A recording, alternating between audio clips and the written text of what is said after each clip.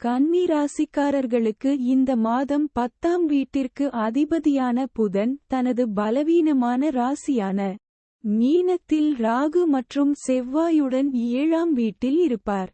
இதனால் உத்தியோகத்தில் உங்களின் உழைப்பு அதிகரிக்கும்.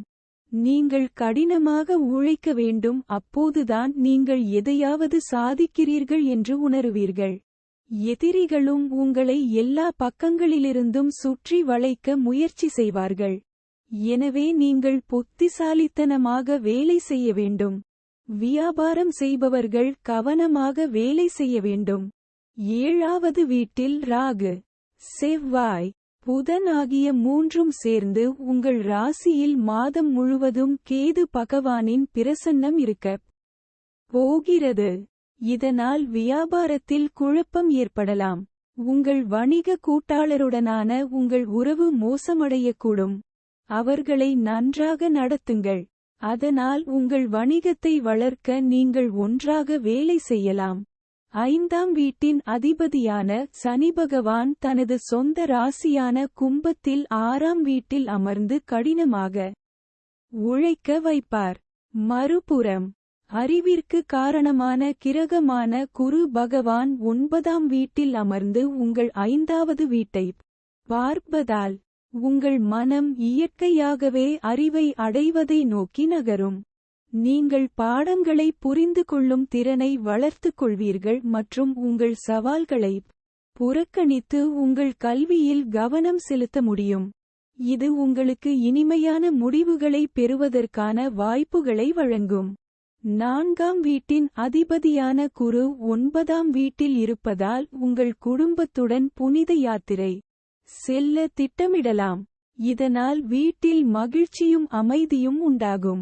உங்கள் ராசியில் குரு பகவான் தாக்கத்தால் குடும்ப உறுப்பினர்களுக்கு இடையூறு ஏற்படாத வகையில் நல்ல முடிவுகளை எடுப்பீர்கள்.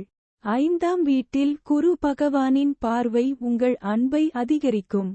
நீங்கள் ஒருவருக்கொருவர் சார்ந்திருப்பதை அதிகரிக்கும் மற்றும் உங்கள் நம்பிக்கையும் நாளுக்கு நாள் படிப்படியாக அதிகரிக்கும்.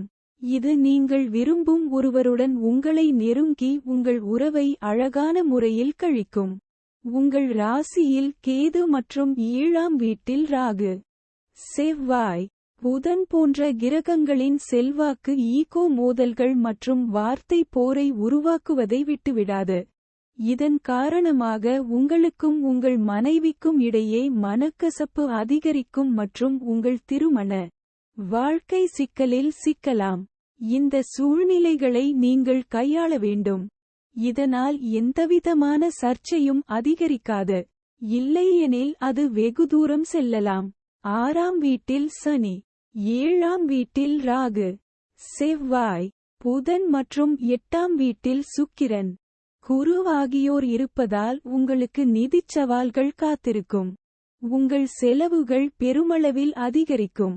இது உங்கள் கட்டுப்பாட்டிற்கு அப்பாற்பட்டதாக இருக்கும்.